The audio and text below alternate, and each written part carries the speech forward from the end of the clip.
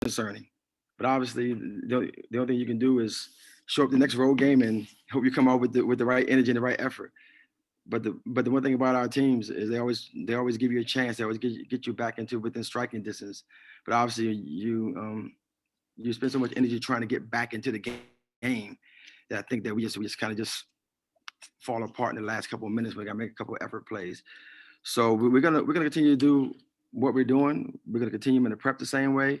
And we've done multiple things on the road, trying to get off to better starts. So we just got to go back to what we do and just continue. Just hope we come up with some better energy and effort. One more question for you. What do you think of your team's NCAA tournament resume right now? I mean, I don't see why we wouldn't be in. I don't. I'm not. I don't think that we're not. I'm really not concerned of us not being in, to be honest. But I mean, as far as seeding goes, obviously you'd like to be better. Where do you think you guys are? Of course, you want to win as many games as you can, just so you're not a middle of the pack seed. I do think we're that. I mean, I don't think we're we're a 4 seed, right? I think we're around that 7 to 9 area. That's what I believe, and I can't see any reason why we wouldn't be in. I mean, we're in fourth place in our conference right now, and we should be solid. Tell me where I can get glasses like yours. Thanks, Mark. Next question is going to go to Roshan Fernandez. Hey, Q. So I'd say there's no denying that you're a fashionable guy. And I actually got the chance to talk with Noah, who designed the new jerseys, which you guys wore on Sunday and which you're going to wear this weekend. What were your thoughts when you saw the jerseys? Fantastic. They were good. They're what's the word I'm looking for? They are simple, but they got some flair to them. And it's kind of what you want. You don't want to be overstated, but you also don't want to be understated. And I think that they're really nice. They did a really good job on the uniforms. Yeah, and just to follow up to that, Noah, the guy who designed jerseys, was telling me they've been working on that for quite some time now. What's the special significance of obviously Sunday's game, and I guess what does it say that they spent so long designing these great jerseys? Well, I just think it is what it is. I mean, it's Tiana. What else can you say? Just her journey back to the court, and to be here at the point where we're winding the season down, and she's still on the court, and she's still healthy, and she's still playing. That's a blessing. Thank you. Next question is going to go to Patrick Gunn.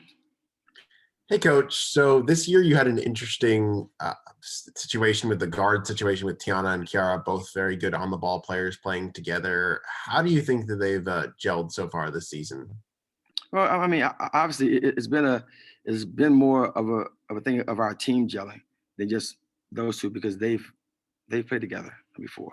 I think it's more about our 7 freshmen, our 7 newcomers, and our 2 sophomores more than anything else. Because when you don't have a regular preseason, you don't have a regular non-conference schedule, you don't have enough games to kind of get yourself going, or enough practices. And I think that was the biggest thing. But everyone in the country was faced with this. And I think the teams that had a lot of seniors, had a lot of post grads, was going to have a good year, and it's kind of shaking out in that way around the country. And just as a quick follow-up, what are you looking for the team over this weekend from the last couple games going into the ACC tournament? Win.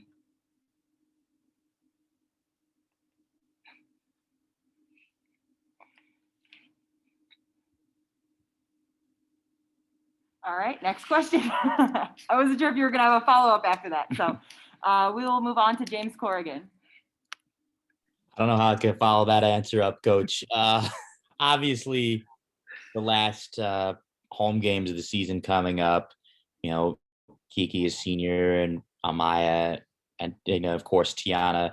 With the Play for K game, coinciding with senior day, and with the pink jerseys coming out, and this being Tiana's likely last home game, is that going to heighten the emotion of that day for you? I think it's going to be obvious that it's going to be an emotional day from a lot of different aspects. Obviously, senior days is one of those times where you're always hoping that it's not your last game, and it normally isn't. You normally have a tournament that invites all the teams to it, and we have one of those tournaments. But I think that for Tiana, yes, definitely, because just what she's endured and what she's done to fight back to be back on the court and to lead the conference in assists. And she's had a solid year. Was it her best year? No. We're not going to do that to each other, right? But at the end of the day, I think that she had a phenomenal year just of getting through this year, being healthy, and being able to make it on the court. And she just really just fought every day to be able to compete. So I'm really happy for her. And one last one real quick. Awards time is coming up soon. Is there any reason for Camilla to not be the ACC Rookie of the Year this year in your mind? No, not at all. Thanks, James. Next question, we're going to go to Joshua St. Croix. Hi, Coach. Just wanted to go back and look at that stretch where you guys played 4 games in 8 days, twice kind of right next to each other.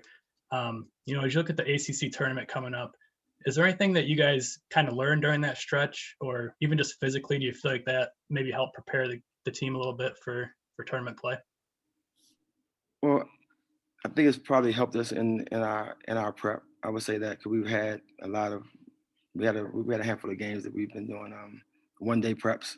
So I think the preparation definitely helps us. We know how to prep with 1 day in between. So hopefully, we can come out and prep well and play well. We're in a situation. I think that doing both of those stretches, we were like 5-3 over those 8 games between those 4 and 8s. But we need to be 5-0. We can't lose the first one because we're not going to get to the back end to where the experience of having those things are going to help us. So we got to make sure that we go out and win the first one so we can keep advancing. Thank you. Next question, we're going to go to Tim Nolan. Hey, Coach. Going back to Camille Cardoso, what do you need to see from her this weekend against Alyssa Kunin, one of the best centers in the conference? Nothing, just to play the way she's been playing.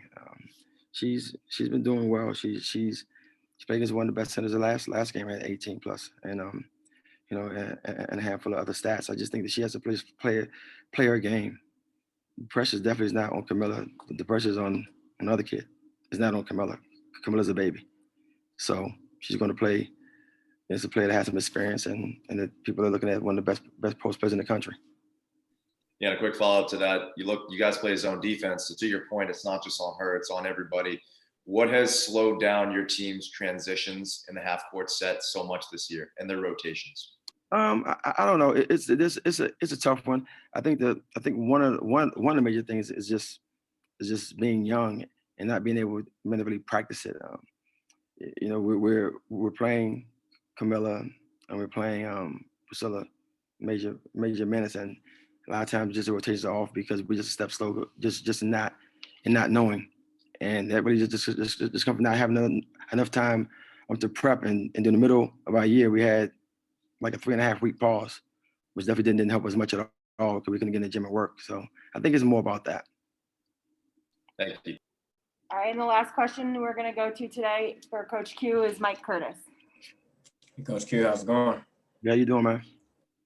Good. With the NCAA kind of allowing players to return next season, granting them an extra year of eligibility, are there any of your seniors that take advantage of that extra year? I don't know. We haven't really discussed that yet. Obviously we're still in this season, and hopefully no one's coming in and talking about next year because this year is still going on. So I have no idea. I have no inkling because we just haven't discussed it, and we really don't discuss a lot of things that don't have anything to do with winning and losing right now. So no, we haven't really discussed it. And a quick follow-up, as far as the slow starts that you have on the road, have you had any thought or consideration to making any changes to your starting lineup? No, because I don't believe that has anything to do with it. I really don't. I mean, you have 5 players on the floor, so to single out one person and say, hey, it's just you, we would just flip the whole 5 and put in another 5 in to see if that works. That's the only thing that I can think of is not just one or 2 players. Thank you. All right, thank you, everyone. Thank you, Coach Q, for your time, and we will be right back with either Digno or